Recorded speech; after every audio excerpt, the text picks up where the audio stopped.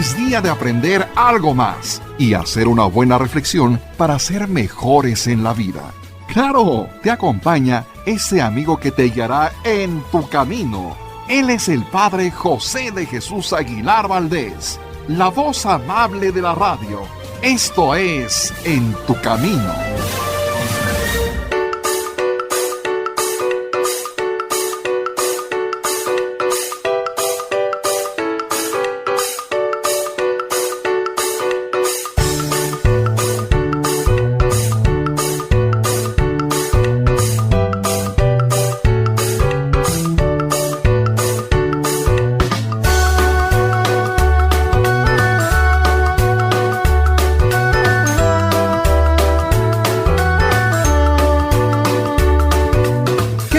Amigas, amigos, muy buenas tardes y bienvenidos a este programa En tu Camino. Gracias de verdad por ser parte de este grupo de personas que quieren aprender más sobre sus valores, sobre sus conocimientos que fueron quizás leves en la etapa de la infancia y los quieren hacer todavía mucho más profundos, o bien si no se los explicaron bien, a través de las preguntas que nos hacen llegar, pues nosotros podamos darles una mayor firmeza a sus conocimientos y venzan a la ignorancia. Y para participar en este programa tengo aquí en la mesa a nuestro productor Sergio Enríquez. ¿Cómo estás, Sergio? Muy buenas tardes. Muy buenas tardes, Padre José. Pues estoy muy contento ya de poder hablar con nuestro público sobre cimentar nuestra fe y desde luego, no sin antes saludarlos con mucho cariño. Amigos, ¿qué tal? Muy buenas tardes. Les saluda todo el equipo de producción y por supuesto nuestros compañeros ahí en Multilínea les dan la bienvenida. Está también con nosotros David Chávez, el colaborador más antiguo que tengo en programas de radio. David, ¿cómo estás? Muy buenas tardes. Sí, ya me veo antiguo, ¿verdad, padre?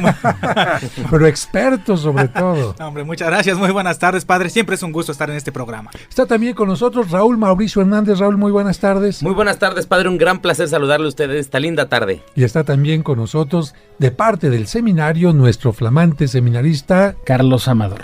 Carlos Amador. Bienvenido, Carlos Amador. ¿Cómo estás? Gracias a Dios, muy bien, padre. Muchas gracias. Qué bueno. Amigos, amigas, en el programa pasado estuvimos hablando sobre el sacramento del orden sacerdotal. Ya ven que a lo largo de este programa hemos tratado ya los sacramentos uno a uno y estuvimos hablando en el último capítulo, en el último programa, del orden sacerdotal. Pero nos hicieron llegar ustedes muchas preguntas en torno a este tema y precisamente por eso quiero darles una respuesta concreta a cada una de ellas.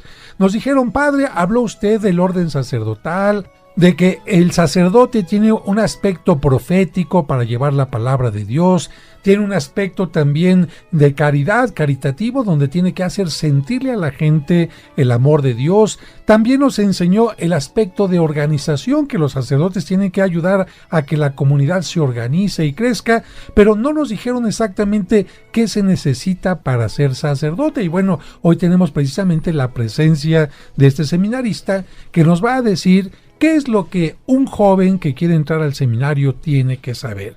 Así que la primera pregunta se la voy a dirigir a él. Aquí la primera pregunta es, ¿cómo un seminarista puede saber que tiene vocación? Va la pregunta para ti. Bueno, padre, yo creo que ese es el centro justamente, preguntarse, el discernimiento, estar preguntándole a Dios y escuchándole. ¿Cómo le escucha? A través de la palabra, a través también de lo que dice la iglesia en voz de los formadores y también de lo que van diciendo las comunidades. Poco a poquito se va creciendo en esta certeza que claro siempre está velada en un misterio, pero que crece en el interior como una certeza. Queda clara la respuesta. La vocación no la vas a recibir por una llamada telefónica, sino la vocación la vas a encontrar, nos lo dijo bien el seminarista, primero en tu conciencia. Si tú sabes que puedes servir como sacerdote, te gusta la comunidad, te gusta la liturgia, te gusta la vida de oración, ya en tu interior estás recibiendo una respuesta. Pero también nos dijo otra cosa, la comunidad. La comunidad ayuda a los jóvenes a darse cuenta si tienen esta disponibilidad de servicio, de oración, de trabajar en equipo o no. Será muy difícil que acepten en el seminario a una persona que la comunidad, la parroquia, no le reconoce como una persona que se integra, una persona de equipo. De hecho, se pide siempre al seminarista que quiere entrar al seminario una carta en donde el sacerdote manifieste que esa persona tiene la apertura para colaborar con otros grupos. Imagínense que a mí como párroco se me acerca un joven y me dice: padre, quiero ser seminarista. Ah, caray, ¿y en qué parroquia estás? Pues aquí en esta parroquia. Oh, caray, pues nunca te he visto, ¿formas parte de algún grupo? No. ¿Te conocen algunas personas? Sí, pero nadie me habla. Ah, caray, esto ya sería para mí una señal muy mala y yo no podría hacer una carta de recomendación para un joven de este tipo. O todo lo contrario, que me digan: no, padre, fíjese que se quiere meter al seminario porque lo decepcionó una muchacha. No, padre, fíjese que lo quiere meter al seminario su abuelita porque es bien lacra. O fíjese, no, la comunidad es importante en este tipo de situaciones. Y también el seminarista nos decía que ya que está uno en contacto con los formadores del seminario, ellos también pueden iluminar si uno tiene vocación o no. A veces, antes de entrar al seminario, los propios formadores le hacen preguntas a los candidatos y se dan cuenta que no es lo suyo el sacerdocio, porque a lo mejor unos quieren ser sacerdotes simplemente por llamar la atención o se sienten quizás tocados por Dios, y no es que estén tan tocados por Dios, sino más bien tocaditos de la cabeza, y el encargado de admitir a los seminaristas a través de exámenes psicológicos, a través de pláticas, los tiene que ubicar.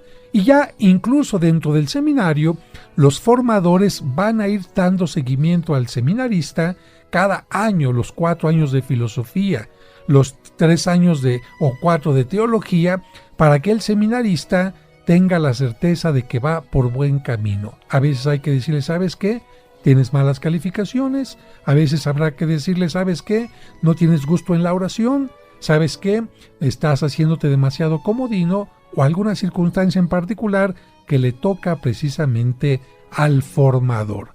David, ¿tú sabes más o menos qué edad sería la correcta para entrar al seminario? ¿A ti qué se te ocurre? Pues bueno, se me ocurre que para entrar al seminario mayor, porque bueno, tengo entendido que hay seminario menor y seminario mayor, pero yo consideraría que el seminario mayor sería como el equivalente a la universidad, estudios de licenciatura, por lo tanto una edad correcta se me haría a los 18 años, quizás los 20 años. Efectivamente, el seminario menor era el lugar donde antes se estudiaba la primaria, la secundaria, la preparatoria. Ahora ya no se admite en el seminario conciliar a niños, a personas tan pequeñas, y por lo tanto ni primaria ni secundaria se pueden hacer en el seminario, sino hasta la preparatoria. Por lo tanto, sí, 18 años es una muy buena edad para que el joven ya esté más o menos involucrado en lo que le interesa hacer. Y efectivamente, en el seminario mayor se estudian 3 años de filosofía, a veces pueden ser 4, y 4 años de teología para llegar a la ordenación sacerdotal. Así que queda respondida esta pregunta de cómo saber si una persona llega a tener vocación o no. Raúl, ¿cuál es la edad? La gente nos pregunta, te la pregunto a ti porque no todo el mundo lo sabe. ¿Cuál es la edad permitida para que una persona pueda ordenarse como sacerdote? La edad mínima. La edad mínima, pues la verdad la desconozco, padre. Yo entré al seminario, cuando estuve en el seminario tenía yo 25 años. Me tocó convivir con personas ya mayores de 40 años. Estamos hablando de edad mínima. Edad mínima, pues la verdad yo creo que ha de ser por lo menos unos 30 años, padre, algo así. No, la edad mínima para ordenarte como sacerdote son 24 años. Mínima. Mínima. Si tienes menos de esa edad, o te tienes que esperar a cumplir esos años para que te ordenen como sacerdote, o bien pedir una dispensa a Roma, que hay el caso de algunos sacerdotes que así lo hicieron porque salieron muy buenos para el estudio y terminaron antes de los 24 años. En cambio, no hay una edad máxima. Una persona puede entrar al seminario de vocaciones adultas y quizás ordenarse como sacerdote a los 60 años. Tuve un compañero que así le pasó. Otra pregunta que le hacemos a nuestro invitado del día de hoy de parte del seminario: ¿cuál es la diferencia entre un sacerdote diocesano y un sacerdote regular o un sacerdote religioso? Los sacerdotes religiosos siguen una escuela, digámoslo así, de espiritualidad a partir de su fundador. Por ejemplo, San Francisco de Asís ha dejado una regla para vivir en comunidad, para atender, y entonces los franciscanos pues siguen este espíritu.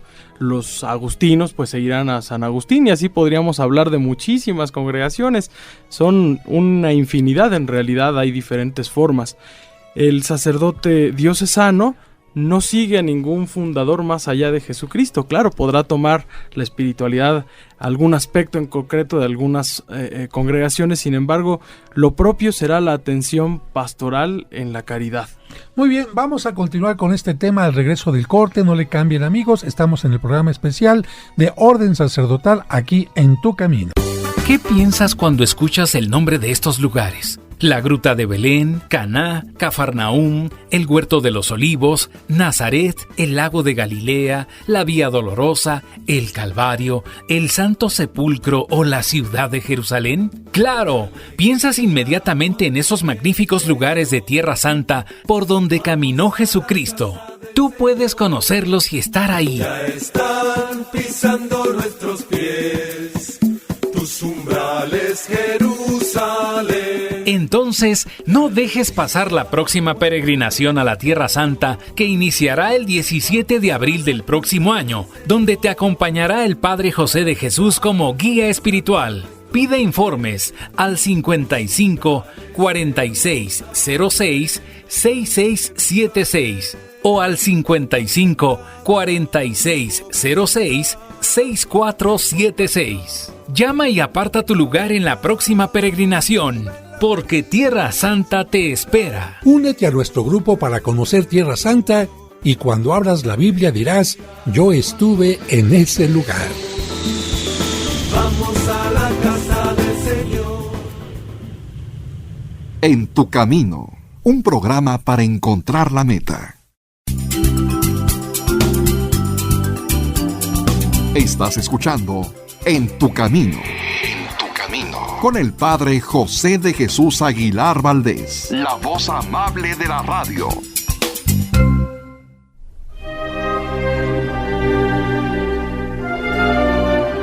¿Deseas celebrar unas misas gregorianas por tus difuntos en la parroquia de San Cosme y San Damián?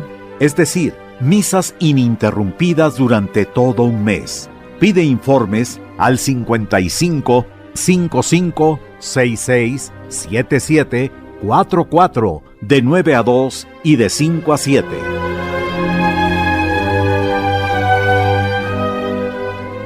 Un programa para encontrar la meta.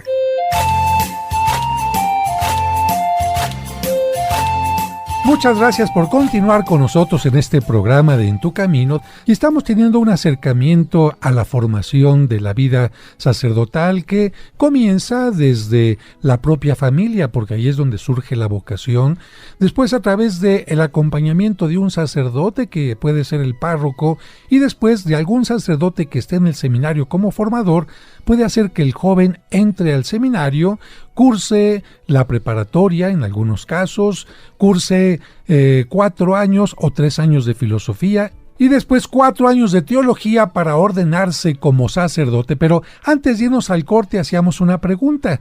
¿Cuál es la diferencia entre un sacerdote religioso y un sacerdote diocesano? ¿Y esto por qué? Porque el joven puede tener vocación para ser sacerdote, pero no sabe si le conviene, si su llamado es hacia la vida del sacerdote diocesano o la vida del sacerdote religioso.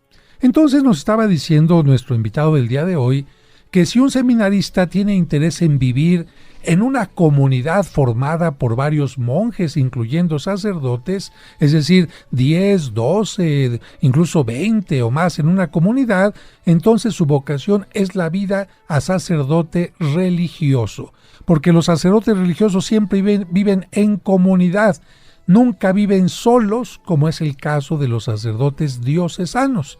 Así que si es la comunidad lo que me llama, entonces sacerdote religioso. Pero ahora tendré que preguntarme de cuál sacerdote religioso quisiera ser, porque bueno, los franciscanos tienen el carisma de vivir en la pobreza, los dominicos tienen el carisma de dedicarse a la vida de enseñanza en universidades, quizás otra comunidad como los mercedarios tienen el carisma de atender a los presos, de asistir a las cárceles.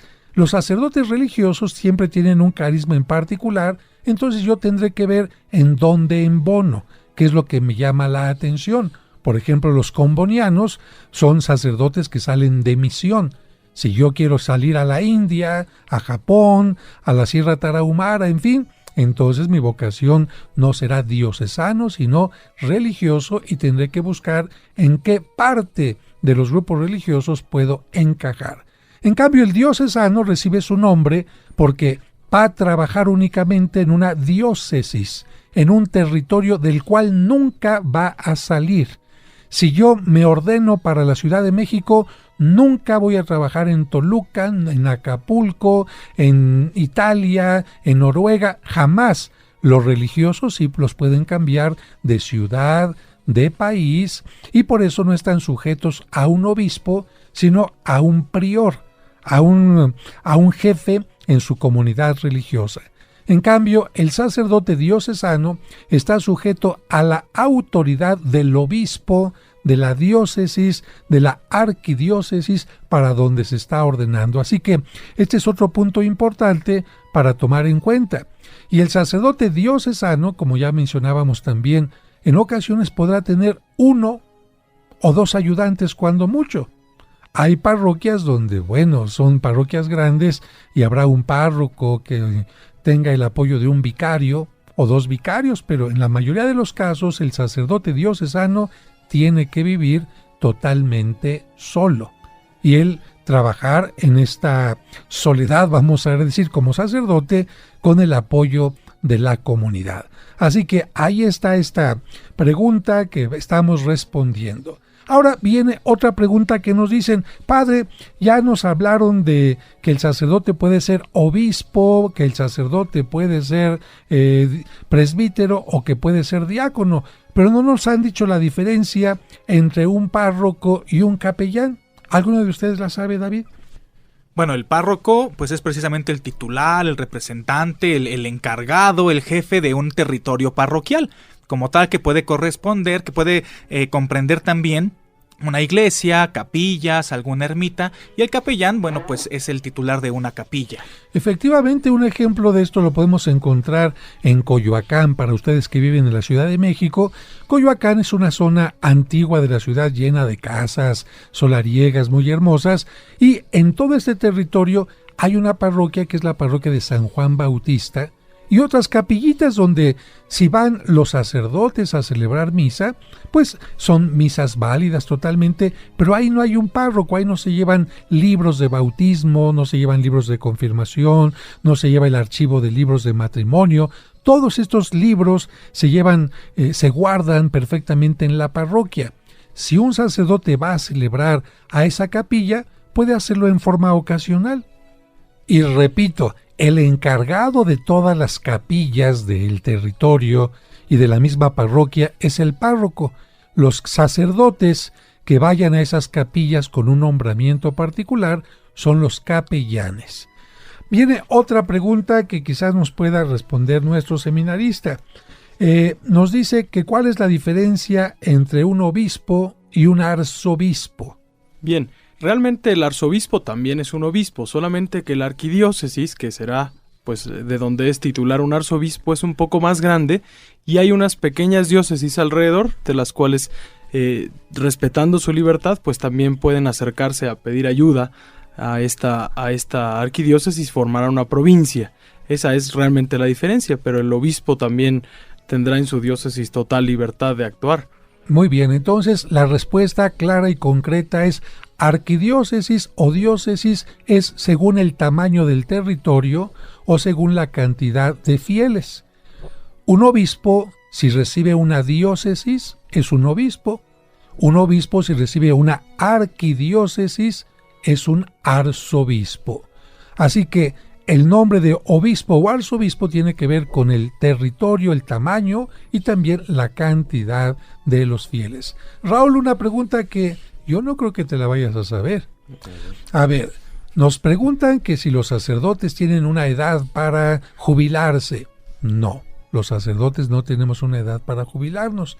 Pero la gente nos dice que saben que hay una edad en la que los obispos tienen que presentar su renuncia. ¿Tú sabes cuál es esta edad, Raúl? Es a los 75 años de edad, padre, cuando tienen que presentar su renuncia. Perfectamente. Fíjate que comenzó curiosamente esta iniciativa en el Vaticano porque el Papa recibía muchas quejas y también muchas consideraciones de gente que le decían: oiga, su santidad, nuestro obispo ya está bastante acabado.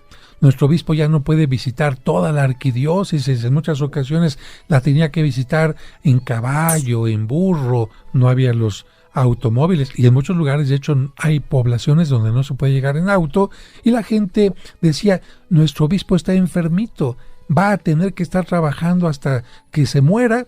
Y entonces estas consideraciones hicieron que en el Vaticano, para que siempre hubiera cabezas fuertes, disponibles, lúcidas en la Iglesia, obligara a que los obispos, no porque ellos quisieran, sino por bienestar de la Iglesia, renunciaran a los 75 años. Una pregunta más, nos dicen: ¿y dónde quedan entonces los cardenales? ¿Son diáconos? ¿Son los cardenales presbíteros o los cardenales son obispos? ¿Alguno de ustedes quisiera contestar esta pregunta? Pues son obispos, padre. Los cardenales también son obispos, solo que por su título, su nombramiento, reciben el nombre de cardenal. Fíjate que esa es la impresión que tiene la mayoría de la gente. Pero los cardenales pueden ser también personas laicas. Es decir, alguien que ni siquiera es sacerdote, que ni siquiera es diácono, que ni siquiera es obispo. La palabra cardenal es una palabra que significa bisagra. Y esto quizás se metió dentro de la Iglesia porque en reuniones particulares eran como los que cerraban las ventanas para que la reunión fuera más privada. Entonces la palabra cardenal se le empezó a dar, fíjate, a los párrocos en primer lugar, a los párrocos de Roma. Entonces todos los párrocos de Roma aconsejaban al obispo de Roma, que es el Papa. El obispo de Roma es el Papa. Y los consejeros del Papa son los sacerdotes de Roma. Por eso actualmente cuando a alguien, a un obispo se le llama, se le da el nombramiento de cardenal, se le da el nombramiento de párroco de una iglesia en Roma. Claro, es un nombramiento nada más como de homenaje, porque imagínense, el cardenal Norberto Rivera Carrera tiene una parroquia en Roma, es párroco de una parroquia en Roma, pero él nunca puede ir a esa parroquia. Hay un sacerdote que la atiende, pero para continuar la tradición de que los que aconsejan al Papa sean los párrocos de Roma, a estos obispos se les da precisamente un nombramiento. Sin embargo, la legislación nos dice que el consejero del Papa también puede ser una persona laica, preparada, aunque no sea sacerdote. Y el Papa puede nombrar cardenal a un laico que ni siquiera sea sacerdote. Y bueno, esto lo vamos a tocar al regreso del corte. No le cambien.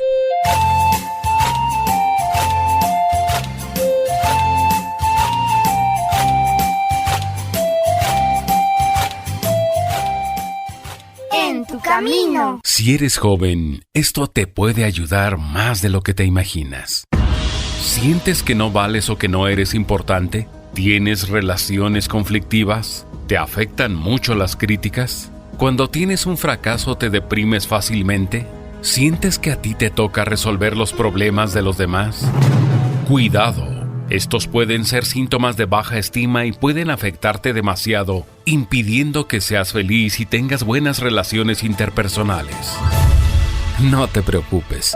El Padre José de Jesús Aguilar impartirá el curso gratuito de autoestima a los jóvenes, mismo que ha impartido a los alumnos de la academia y a jóvenes de otros lugares. Serán 5 sesiones dominicales de 4 a 5 y media de la tarde en la parroquia de San Cosme y San Damián, Serapio Rendón 5, Colonia San Rafael. No tienes que inscribirte, es suficiente llegar con anticipación para tener un lugar. Inicia el domingo 11 de septiembre. Recuerda, este curso te enseñará a través de unos sencillos pasos cómo superar tu baja estima y vivir tu juventud plenamente.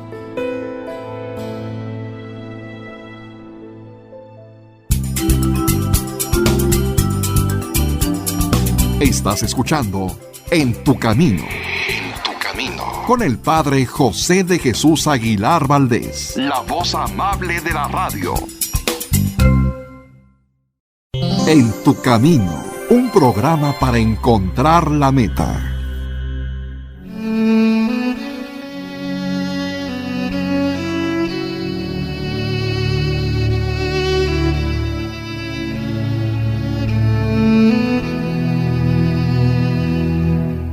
Señor, en este momento hay personas que se encuentran en hospitales, clínicas o casas, agobiadas por la enfermedad. Te pido por ellas, para que comprendan que la enfermedad no es castigo ni abandono tuyo, sino parte natural de la vida y de nuestra limitación humana.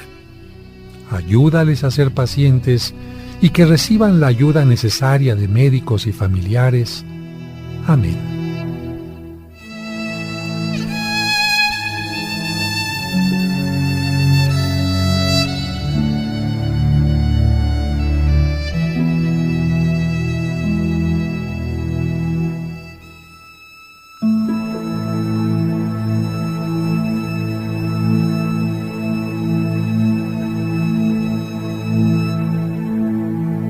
Gracias por estar escuchando En tu Camino, donde estamos renovando y cimentando nuestra fe. En tu Camino, un programa para encontrar la meta.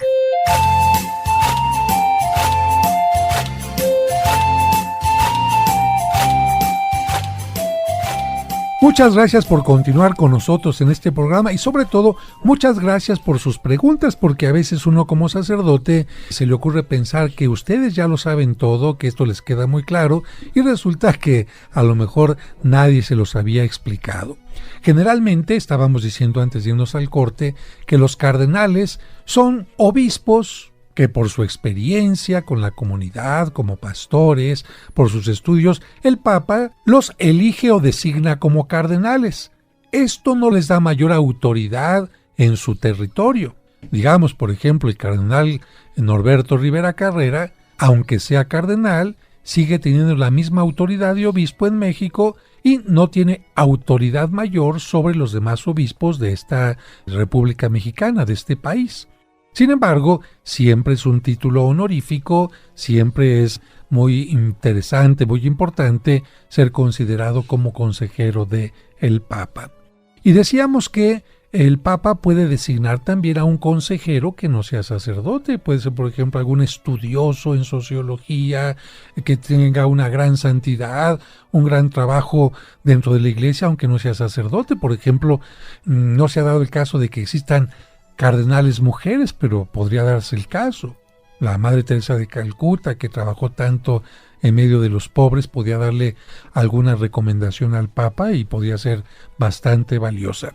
Y existe también un nombramiento que se llama Cardenal Impectore. ¿Han escuchado esa palabra, David? No, esa sí no la había escuchado. Cardenal Impectore significa cardenal en mi corazón. Cardenal en el corazón significa que el Papa puede nombrar a una persona y nadie, a veces la persona puede saberlo, pero a veces ni siquiera la persona puede saber lo que el Papa tiene en su corazón. Les voy a decir, por ejemplo, un caso. Había un obispo que estaba en China y lo metieron a la cárcel simplemente por ser obispo católico. Y el Papa, si lo hubiera hecho cardenal con el nombramiento y en China se hubieran enterado de que era hecho cardenal, lo hubieran asesinado. Entonces el Papa decide, lo nombro cardenal, pero nadie sabe.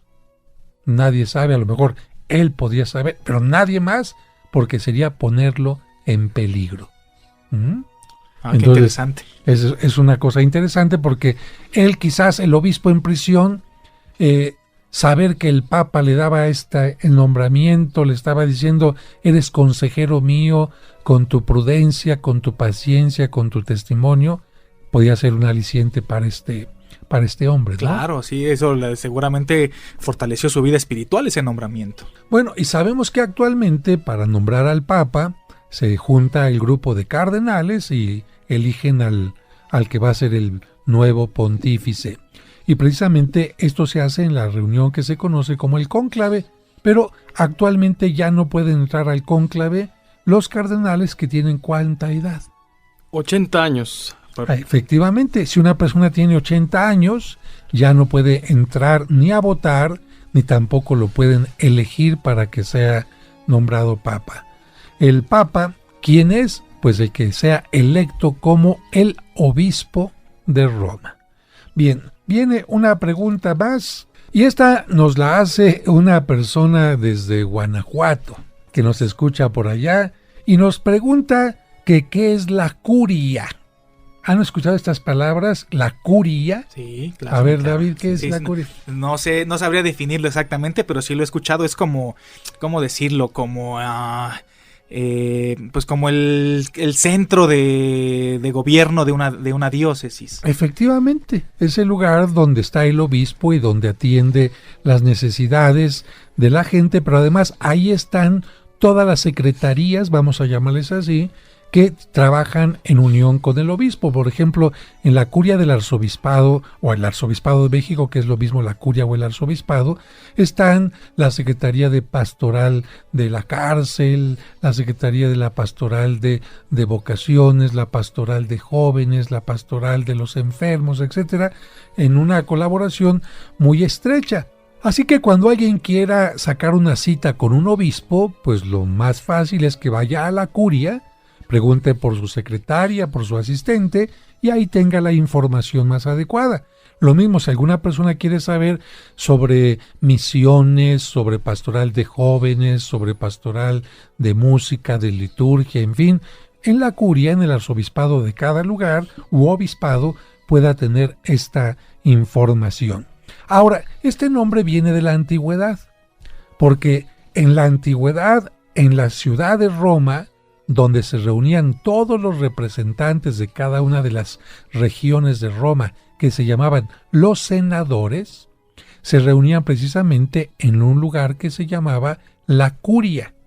Así que el nombre de curia nos viene de la antigua Roma, del Senado romano, que todavía existe, todavía se puede visitar en nuestros tiempos, y precisamente saliendo de esa curia fue donde asesinaron a el gran famoso Julio César. Efectivamente, ahí saliendo de la curia.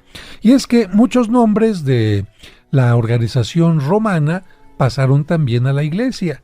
Los romanos también dividían en sectores rectangulares o cuadrangulares sus espacios. Y vamos a decir, cada grupo de manzanas, cada territorio concreto, le llamaban una parroquia. Ese es un nombre romano también.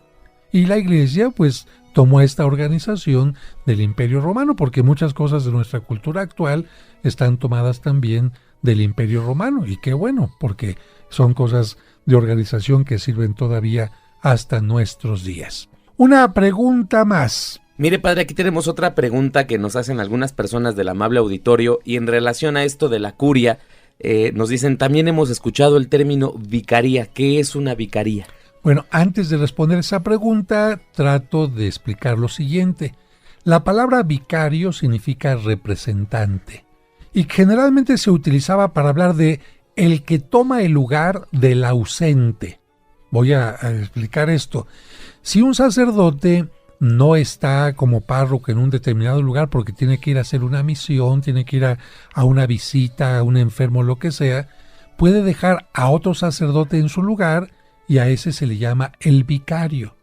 Es decir, puede representar al párroco sobre todo en su ausencia, aunque más allá de la representatividad en su ausencia, también se le llama el que auxilia al párroco. Queda claro, el que auxilia al párroco. Antiguamente los obispos no tenían otro obispo que les auxiliara, tenían sacerdotes que les auxiliaban. A partir del cardenal Miguel Darío Miranda, que le presentó al Papa Paulo VI la Arquidiócesis de México como la más grande del mundo, se le ocurrió decirle que si podría él tener varios obispos auxiliares y dividir nuestra arquidiócesis en partes. Eso al Papa Juan Pablo se le hizo una locura. Dijo, ¿cómo es posible que van a ser varios obispos trabajando en conjunto? Que trabajes con algunos sacerdotes auxiliares o que un obispo te pueda auxiliar, pero recorriendo también todo el territorio, lo entiendo, pero dividirlo y que cada obispo solamente trabaje en un lugar fue totalmente llamativo, y sin embargo el Papa aceptó esta propuesta y la Arquidiócesis de México fue una de las primeras que se dividió en territorios con un obispo que auxiliara, pero solamente en ese territorio que se le estaba asignando.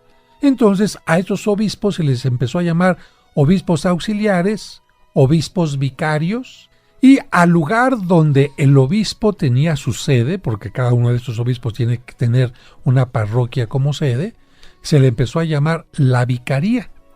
Y de esta forma, muchos asuntos que las personas quieren arreglar ya no tienen que ir al obispado exactamente, a la curia, sino pueden arreglarlas directamente con el obispo encargado de esa zona. ¿Quedó claro, Raúl? Muy claro, padre, muchas gracias. Muy bien, vamos a un breve corte, regresamos enseguida a contestar sus preguntas que siguen llegando sobre el tema del orden sacerdotal, concretamente sobre los sacerdotes. No le cambien.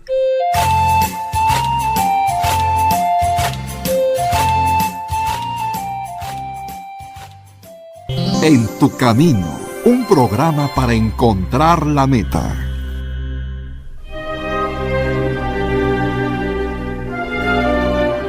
¿Deseas celebrar unas misas gregorianas por tus difuntos en la parroquia de San Cosme y San Damián? Es decir, misas ininterrumpidas durante todo un mes. Pide informes al 55 55 66 77 44 de 9 a 2 y de 5 a 7.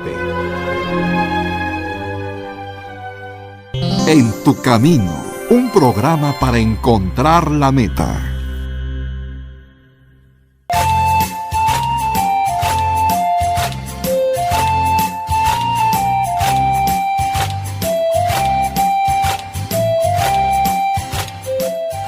Muchas gracias por continuar con nosotros y sobre todo porque nos hacen llegar preguntas sobre este tema. Y en este momento leo una pregunta muy interesante. Se nos pregunta aquí que ¿cuál es el tiempo ordinario para que un sacerdote esté en una parroquia? Que porque la gente quería mucho a su sacerdote y que lamentablemente se los cambiaron. Miren, hemos dicho que el obispo es el responsable de cada diócesis o arquidiócesis. Y para el obispo no hay sacerdote malo. Si hubiera un sacerdote malo, simplemente le quita el ministerio. Y de hecho, en muchas ocasiones hay sacerdotes que son retirados del ministerio por distintas circunstancias. Y el obispo lo que trata es de que el sacerdote no se anquilose, creo que se utiliza esta palabra, ¿verdad?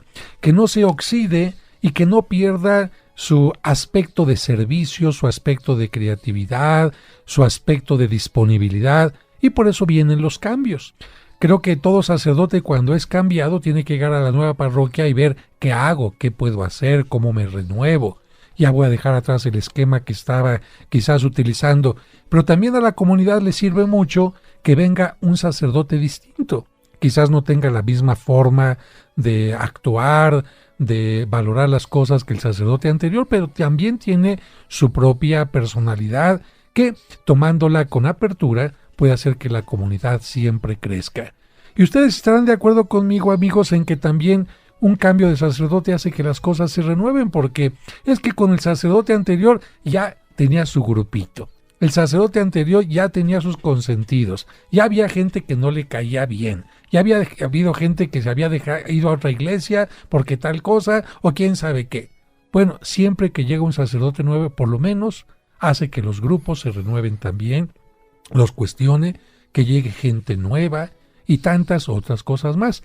El tiempo ordinario que ha dispuesto el cardenal Norberto Rivera Carrera para que un sacerdote esté en una parroquia es de 3 años, aunque puede haber diferencias, es decir, excepciones.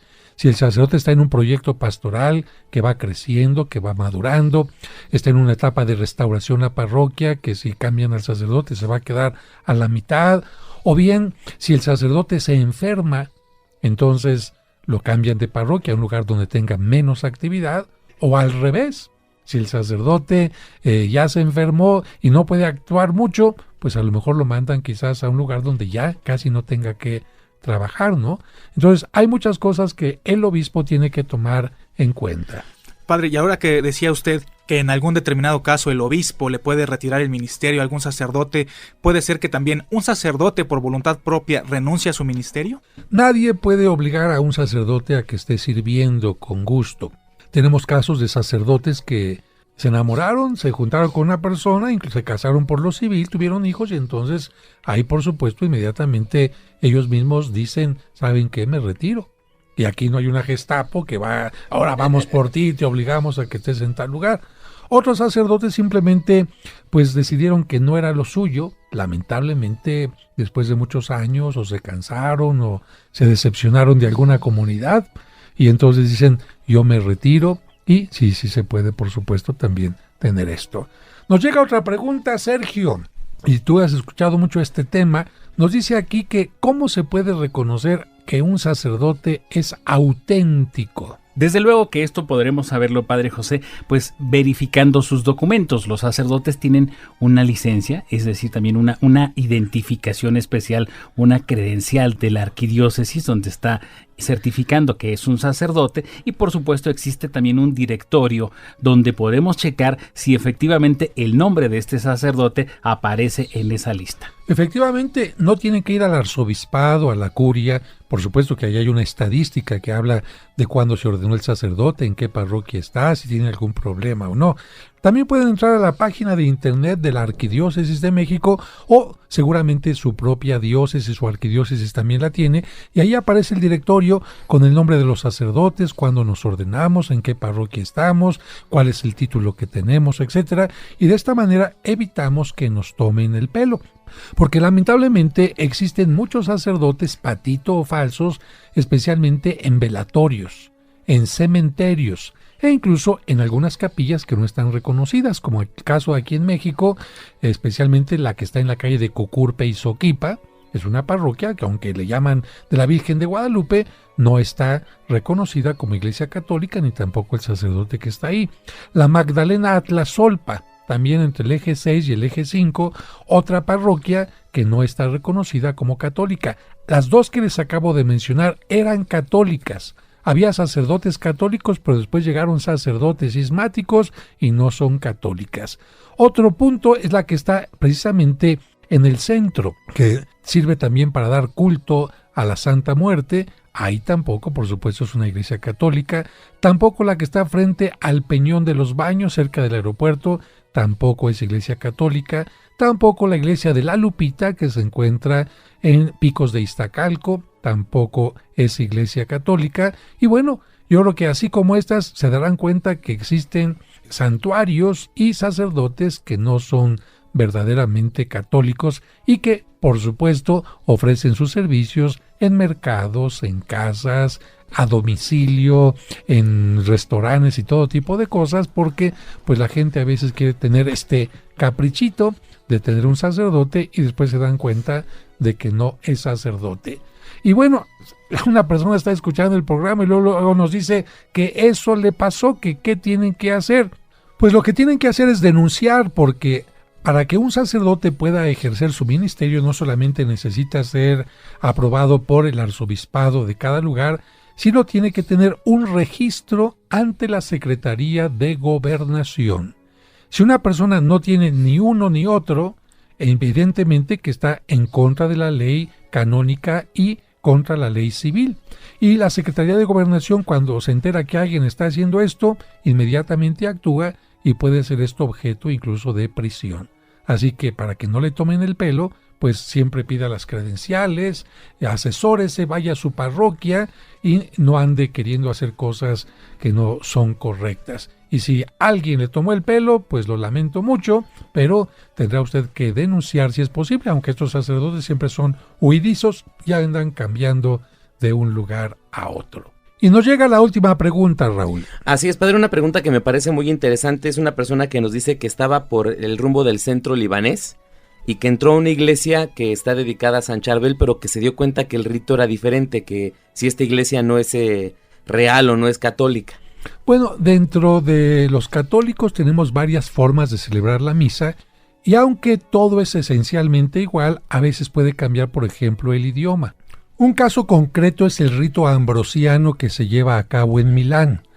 La misa es esencialmente igual, utilizan en más ocasiones la palabra Kyrie eleison a lo largo de la misa, en griego, y algunos cantos. Ese es el rito ambrosiano que se sigue celebrando todavía en las iglesias católicas de Milán. Y en algunos lugares donde se lleva a cabo la misa de rito maronita, podemos decir que es esencialmente igual, solamente que el lenguaje es el árabe. Aquí en México, la iglesia de Valvanera y Nuestra Señora del Líbano en la calle de Manzano, en la colonia Florida, tienen este rito maronita. No confundirse con iglesias que se apegaron a Lefebvre y que por lo tanto se alejaron de la iglesia, como la iglesia que se encuentra en la calle de Miguel Schultz, en la colonia San Rafael, donde todo el rito es en latín, las celebraciones de espaldas y muchas otras cosas, porque ellos no reconocen la autoridad del Papa. Pues gracias a todos por sus preguntas. Fue un programa para responder a todas sus inquietudes. Yo espero que hayamos respondido adecuadamente y por supuesto aprendimos un poco más. El próximo jueves estaremos hablando del sacramento del matrimonio, con todo lo que significa sus requisitos, los matrimonios que se pueden invalidar o mejor dicho declarar nulos y muchos temas que seguramente serán de su interés. Nos despedimos, Sergio Enríquez, muchas gracias. Padre José, muchísimas gracias. Nos despedimos, Raúl. Padre, muy buenas tardes, un saludo a todos, un excelente día. Muchas gracias, Carlos. Gracias, Padre, gracias, amigos, y seguimos pidiendo juntos por las vocaciones. Gracias, David Chávez. Padre José, muchas gracias, buenas tardes para todos.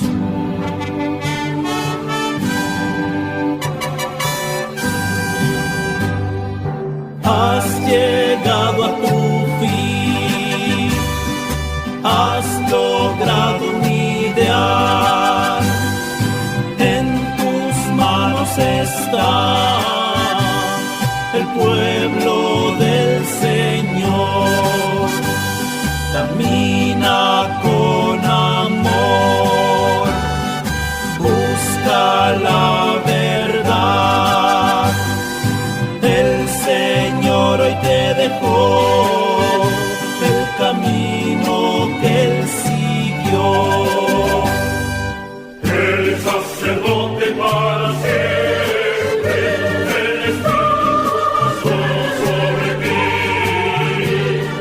Tierra que la Iglesia ha formado, el pueblo de Israel te ha de seguir.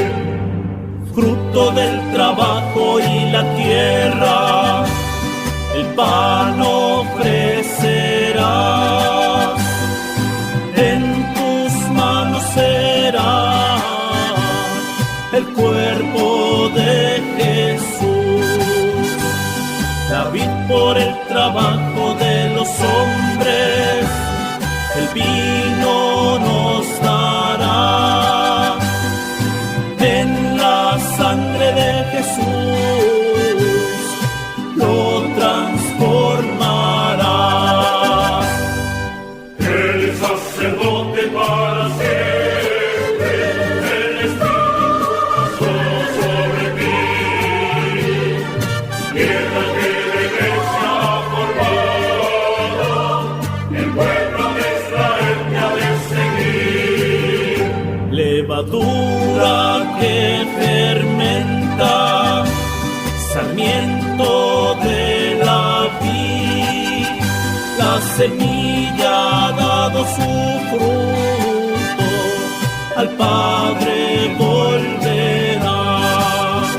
Alabad a Dios en su santuario, alabadle por sus grandes hazañas.